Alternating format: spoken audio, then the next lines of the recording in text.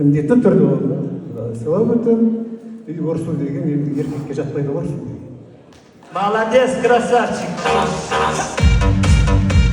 Сөз жоқ. Кейде по-любому бір нервыңа тиетін нәрсе жасайын, бір күйдіреді ғой. Сол кезде шыдайсыз ба сонда? Ол кезде шығып кетемін.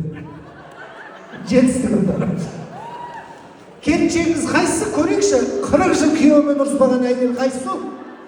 Кәне, тұрсаңызшы орныңызда көрейік та. Ой, ұрыспайтындай бала екен. Сіз жейтін тамақтың бәрін алып қойып алған сияқтысыз. Еліңіз қандай? Руыңыз?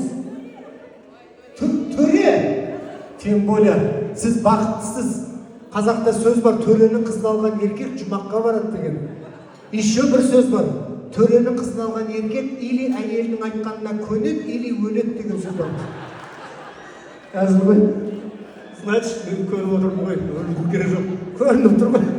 Көне беріңіз, не күн болсын, басына все-таки сенбеймін. Рахмет. Мықты.